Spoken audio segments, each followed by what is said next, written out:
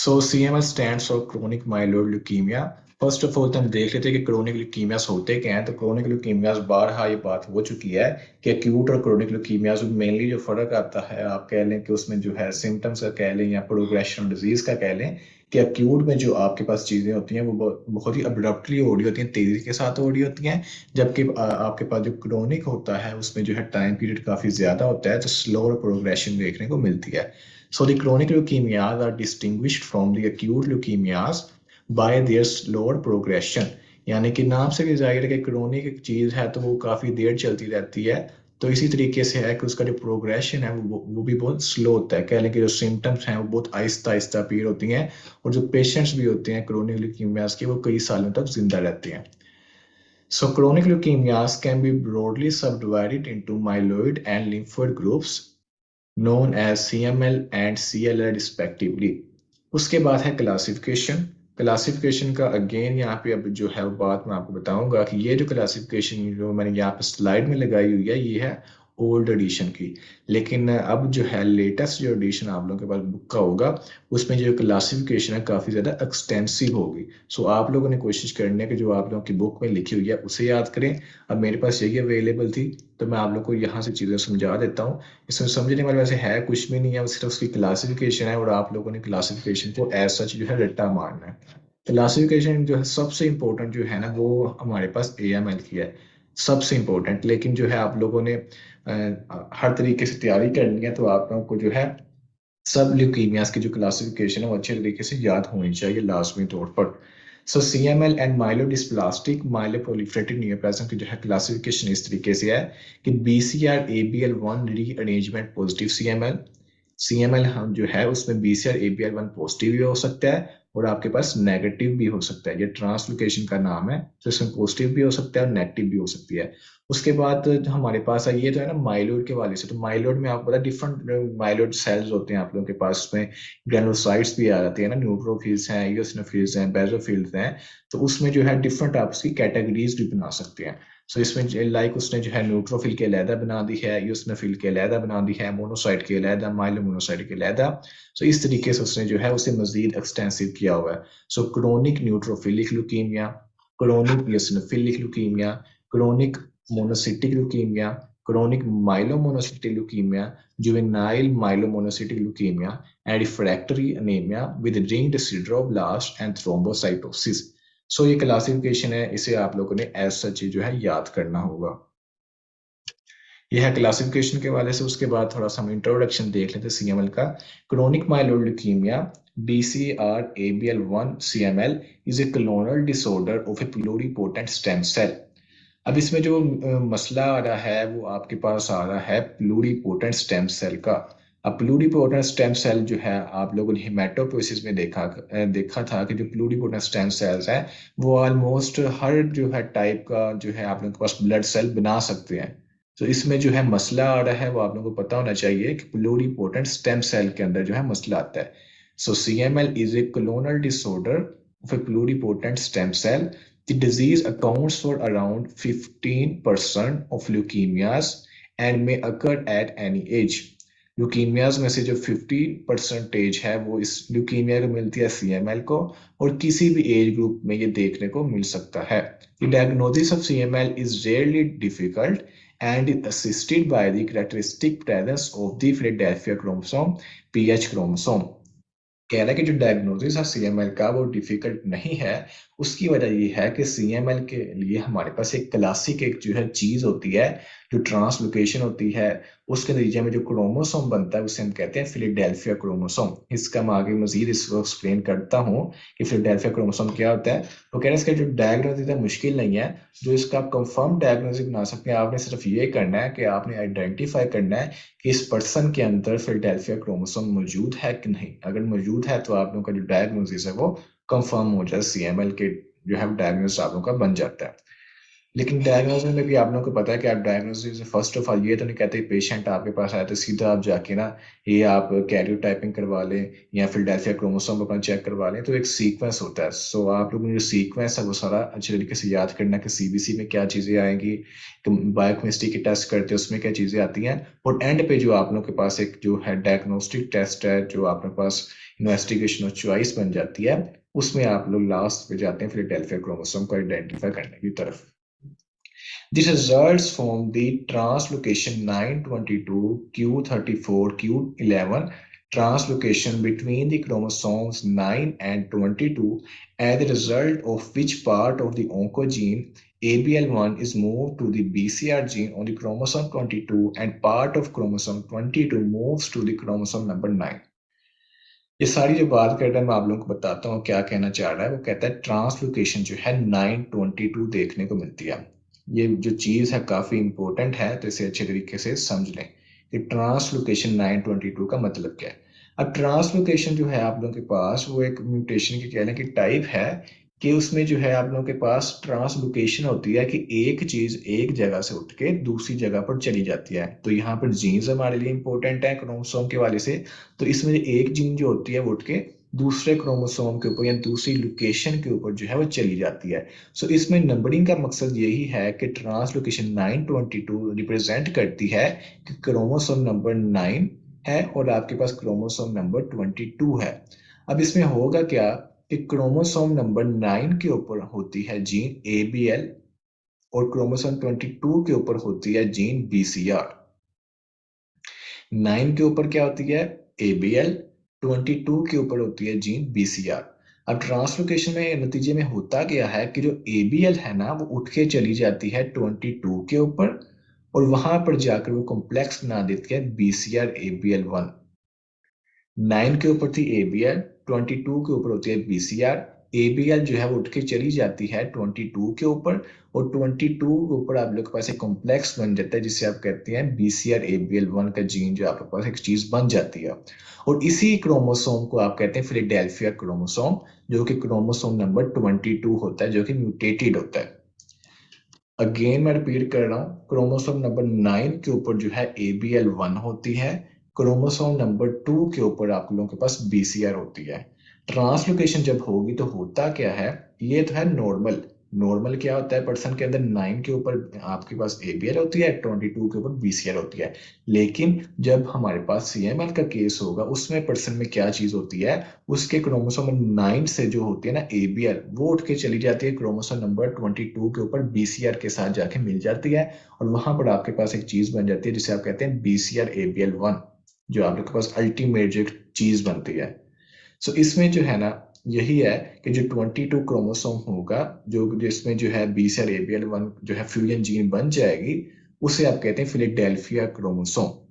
एक है chromosome normal 22 chromosome, लेकिन जो हमारे पास क्रोमोसोम होगा BCR ABL फ्यूजन जीन वाला जो म्यूटेटेड है, जिसमें म्यूटेशन है, उसे हम कहते हैं फिलाडेल्फिया क्रोमोसोम। ये MCQs के पॉइंट ऑफ व्यू से, वाइवा के पॉइंट ऑफ व्यू से इंपॉर्टेंट है कि वो कहते हैं CML में कौन सी म्यूटेशन है। आप कहते हैं 922, वो कहते हैं जीन्स कौन सी इन्वॉल्व है, आप कहते हैं BCR ABL1। वो आपसे पूछते हैं कि 9 के ऊपर क्या है। अब बाल कर बच्चे गलती क्या करते हैं, 9 के ऊपर कहते हैं BCR है, हालांकि 9 के ऊपर BCR नहीं है ABL है। तो ये भी आपने याद रखना है। उसके बाद जो है वो कहते हैं फिलाडेल्फिया क्रोमोसोम क्या आता है, फिर आपसे बताते हैं कि जो फिलाडेल्फिया क्रोमोसोम है वो हमारे पास जो है BCR ABL1 जीन वाला जो हमारे पास क्रोमोसोम नंबर 22 है, CML के नतीजे में बनता है, उसे आप कहते हैं फिलाडेल्फिया क्रोमोसोम।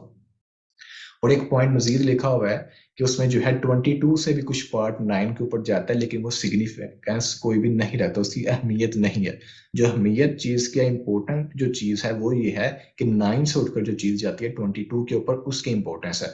और जो आपके पास रिजल्टेंट जो है अब एब नॉर्मल जो क्रोमोसोम नंबर 22 है, उसे आप कहते हैं जी फिलाडेल्फिया क्रोमोसोम।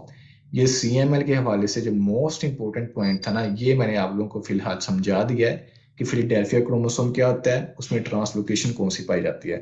क्लिनिकल फीचर का पहले देख लेते हैं, क्लिनिकल फीचर में हमारे पास क्या चीजें हैं। सो क्लिनिकल फीचर में सबसे पहले तो है this disease occurs in either sex, male to female ratio of 1.4 to ratio 1। यानी कि मेल्स के अंदर जो है वो ज्यादा इसकी पूरी डोमिनेंस है, फीमेल्स के अंदर जो है वो कम है। मेल्स जो है वो ज्यादा प्रोन है सीएमएल के लिए। Most frequently between the ages of 40 and 60 years. अब सीएमएल का जो एज ग्रुप है इंपॉर्टेंट, उसे भी याद कर लें कि 40 से लेकर 60 ईयर्स के दरमियान जो ज्यादा इसके जो है चांसेस होते हैं। However it may occur in the children and neonates, children में भी ताहम हो सकती है, नियोनेट्स में भी हो सकती है, या फिर बहुत ही ज्यादा ओल्ड एज में भी पाई जाती है। In up to 50% of the cases the diagnosis is made incidentally from a routine blood count. कह रहे हैं कि 50% ऑफ केसेस में डायग्नोसिस है वो एक इंसिडेंटल फाइंडिंग होती है, अचानक आपको पता चलता है जब जो है पर्सन के आप सीबीसी को देखते हैं। अब सीबीसी के ऊपर क्या फीचर्स आते हैं, सीबीसी के ऊपर आप देखते हैं कि टीएलसी जो है वो बहुत ज्यादा हाई होती है। डब्ल्यूबीसी का जो काउंट है वो बहुत ज्यादा हाई होता है। इस बात को जो है मैं बार बार रिपीट कर रहा हूँ कि सीएमएल के अंदर जो है टीएलसी जो है वो लाजमी तौर पर रेज्ड होती है। हमने एएलएल देखा, उसमें जो था कम ज्यादा चीजें हो सकती थी, लेकिन सीएमएल का ये जो है करेक्टरिस्टिक चीज है कि इसके अंदर जो है लाजमी तौर पर ल्यूकोसाइटोसिस होता है, यानी कि टीएलसी जो है उसका काउंट बहुत ज्यादा हाई हो जाता है। सो उसमें जब आप सीबीसी रिपोर्ट देखते हैं, आप देखते हैं कि टीएलसी हाई है, उसके बाद आप बेजोफिल्स को देखते हैं तो बेजोफिलिया भी है। तो बेजोफिलिया भी जो होता है ना, बेजोफिल्स का काउंट हाई होना, वो भी सीएमएल की जो है तरफ डायग्नोसिस जो उसका उसका कंफर्म करता है कि जो बेजोफिलिया भी है, टीएलसी भी है, उसके बाद जो है फिर आप फर्दर टेस्टिंग करते हैं। लेकिन यहाँ पे उसका मकसद ये कहने का है कि 50% केसेस में आप सीबीसी रिपोर्ट देखते हैं, आप देखते हैं टीएलसी बहुत ज्यादा रेज्ड है। इसके अलावा जो है पेप्टोस्मेर आप देख सकते हैं, बेजोफिल्स का लेवल देख सकते हैं। तो इसमें वो ये चीज बताना चाह रहा है, in those cases where the disease presents clinically the following features may be seen। अच्छा, फर्स्ट उसने क्या कि डायग्नोसिस मोस्टली है इंसिडेंटल। पेशेंट आपके पास आया, उसे आपको क्लिनिकली इतना श्योर नहीं हो रहा कि वो सीएमएल का मरीज है। आपको पता भी कैसे चलेगा अगर तो क्लिनिकल वाला जो है कि पेशेंट एक क्लिनिकली आ रहा है, उसे सिम्टम्स आ रही हैं, तो उसकी सिम्टम्स वो कह रहा है ये हो सकती हैं, मे बी सीन। कौन सी सिम्टम्स देखी जा सकती हैं? Symptoms related to hyper metabolism, weight loss, lassitude, anorexia और नाइट स्वेट्स। सो ये सिम्टम्स जो है पेशेंट्स के अंदर देखने को मिल सकती हैं related to the hyper metabolism. उसके अलावा जो है स्प्लीनोमेगैली, अब ये भी बहुत ज्यादा इंपॉर्टेंट पॉइंट है स्प्लीनोमेगैली का। अच्छा, मैंने आप लोगों को जो था ग्रुप के अंदर मैंने पास पेपर्स शेयर किए थे, और जो लास्ट टाइम जो हमारा यूएचएस का एग्जाम था हिमाटोलॉजी के अंदर, तो हिमाटोलॉजी का हमें एक सिनेरियो आया हुआ था। मैं आपको ग्रुप पे मैं सेंड कर दूंगा, बल्कि वो उसमें जो डायग्नोसिस है फिर मुझे आप लोगों ने बताना है कि किस तरीके से डायग्नोसिस बन रहा है। सो स्प्लीनोमेगैली देखने को मिलती है इसमें सीएमएल के अंदर। स्प्लीनोमेगैली इज नियरली ऑलवेज प्रेजेंट। कि स्प्लीनोमेगैली है सीएमएल के अंदर तकरीबन हमेशा देखने को मिलती है, एंड मे बी मैसिव। एक तो है देखने को मिलती है स्प्लीनोमेगैली, दूसरा है मैसिव होती है, बहुत ज्यादा जो है स्प्लीन का साइज इंक्रीज करता जाता है। ये तो है नॉर्मल स्प्लीन का साइज है, फिर हम कह लें कि उसका साइज इंक्रीज हो गया है, लेकिन मैसिव स्प्लीनोमेगैली का मतलब है कि स्प्लीन का साइज बहुत ज्यादा जो है वो इंक्रीज इन साइज हो जाता है। In some patients splenic enlargement is associated with considerable discomfort, pain और indigestion। और बाजू का तो स्प्लीन का साइज इतना रेज कर जाता है कि उसमें डिस्कम्फर्ट होती है, पेन होना स्टार्ट हो जाती है, और डाइजेशन में भी जो है प्रॉब्लम आना स्टार्ट हो जाती है। सो ये भी बहुत इंपॉर्टेंट क्लिनिकल फीचर है स्प्लीनोमेगैली सीएमएल का। फीचर्स ऑफ द अनीमिया, ठीक है, ये आप लोगों के पास बार बार चीजें रिपीट करने की जरूरत नहीं है कि अनीमिया के फीचर्स देखने को मिलेंगे। उसके अलावा जो है प्लेटलेट्स का फंक्शन डिस्टर्ब है, तो प्लेटलेट्स के फंक्शन जब डिस्टर्ब होते हैं उसके भी आपको सिम्टम्स पता है, ब्रूजिंग है, पिस्टैक्सिस है, मेनोरेजिया है, हेमरेज है, तो ये प्लेटलेट रिलेटेड जो है क्लिनिकल फीचर है। इसके अलावा जो है gout or renal impairment caused by the hyperuricemia from excessive urine breakdown may be a problem। अब इसमें जो है वो क्या कह रहा है कि हमारे पास यूरिन का जो ब्रेकडाउन है ना, वो जो है बहुत ज्यादा ब्रेकडाउन होती है, और अल्टीमेटली जो है यूरिक एसिड जो होता है उसका लेवल हाई हो जाता है। तो उसे आप कंडीशन को नाम देते हैं कि जब ब्लड के अंदर जो यूरिक एसिड इंक्रीज कर जाएगा तो यानी कि हाइपर यूरिसीमिया हो जाएगा। और आप लोगों को पता है कि जब जो है यूरिक एसिड का लेवल हाई हो जाता है, चलो एक आपके जो ज्वाइंट्स हैं वहां पर जाकर वो जो है प्रॉब्लम काज करता है, किडनीज में प्रॉब्लम काज करता है। सो ज्वाइंट्स में जाएगा तो आपको जो है गोट देखने का मिलेगा, किडनीज में जो है किडनी का फंक्शन भी जो है डिस्टर्ब हो जाता है। सो ये भी एक आपको क्लिनिकल फीचर देखने को मिल सकता है। इसके अलावा रेयर सिम्टम्स में जो है विजुअल डिस्टर्बेंसेस हैं एंड प्रायपिज्म भी जो है वो देखने को मिल सकता है। सो ये है क्लिनिकल फीचर्स। अब क्लिनिकल फीचर जो है आप लोग को जो ना वो डायरेक्ट एससीक्यूज में ना बहुत मुश्किल पूछता है। अगर आप पास पेपर्स का भी जो है एनालिसिस करें तो उसमें आप देखेंगे कि वो डायरेक्ट जो है वो क्लिनिकल फीचर्स नहीं पूछता। वो जो है करता क्या है एग्जामिनर, वो आपके नॉलेज को इस तरीके से टेस्ट करता है कि वो सिनेरियो दे देता है आपको। वो एमसीक्यूज में भी हो सकता है, वो एससीक्यूज में भी हो सकता है। उसमें जो है ना वो क्लिनिकल फीचर बताता है। उसमें जो है आप लोगों को अगर क्लिनिकल फीचर आपने किए हो ना तो फिर आपको जो हिंट मिल जाती है कि इसका जो डायग्नोसिस क्या होगा। अगर आपने क्लिनिकल फीचर छोड़ देते हैं ना तो फिर आपका जो डायग्नोसिस है वो फिर आपको जल्दी समझ नहीं आता कि इसका डायग्नोसिस क्या होगा। सो क्लिनिकल फीचर जो है अभी इस हवाले से काफ़ी ज़्यादा इंपॉर्टेंट है कि आप लोगों को आइडिया होना चाहिए कि कौन सी ल्यूकीमिया के अंदर किस तरीके से जो है क्लिनिकल फीचर देखने को मिलते हैं। लास्टली हमारे पास रह गया है लैब डायग्नोसिस। सो लैब डायग्नोसिस में जो है हम देखते हैं कि क्या क्या चीज़ें हैं जी। लैब डायग्नोसिस में first point is the most important point, leukocytosis is the main feature and made each levels greater than 200 into 10 is per 9 per liter। Leukocytosis जो है हमारे पास मेन फीचर है, उसके जो लेवल्स है वो 200 से भी ज्यादा हो सकता है। फर्स्ट पॉइंट ये हो गया। दूसरा पॉइंट देखें जरा, ये भी बहुत ज्यादा इंपॉर्टेंट पॉइंट है। A complete spectrum of myeloid cells is seen in the peripheral blood. Complete spectrum से मुराद है कि आपको इमेच्योर फॉर्म भी देखने को मिलती हैं और मेच्योर फॉर्म्स भी देखने को मिलती हैं, ये मतलब उसका कहने का। The levels of neutrophils and myelocytes exceed those of blast cells and promyelocytes. कि जो न्यूट्रोफिल्स और माइलोसाइट्स का जो नंबर है वो एक्सीड करता है ब्लास्ट सेल्स को और प्रोमाइलोसाइट्स को, यानी कि जो इमेच्योर फॉर्म्स है वो भी मौजूद हैं, इसके अलावा जो है मेच्योर फॉर्म्स भी मौजूद हैं। लेकिन उसमें जो है आप लोगों के पास कंप्लीट एक स्पेक्ट्रम देखने को मिलता है। सो इसे जो है आप लोग नाम दे सकते हैं shift to the left. Shift to the left का मतलब ये होता है कि आप लोगों के पास जो है इमेच्योर फॉर्म्स हैं वो भी आपके पास काफी ज्यादा देखने को मिल रही हैं। एक शिफ्ट टू द लेफ्ट होता है और एक शिफ्ट टू द राइट होता है फॉर्म्स में। सो फर्स्ट हमारे पास लैब डायग्नोसिस में क्या ल्यूकोसाइटोसिस है और दूसरा ये है कि आप लोगों के पास जो है कंप्लीट स्पेक्ट्रम जो है वो देखने को मिलता है कि आप लोगों के पास जो है मैच्योर फॉर्म्स भी देखने को मिलती हैं और इसके अलावा जो है इमेच्योर फॉर्म्स भी जो होती हैं आप लोगों को देखने को मिलती हैं।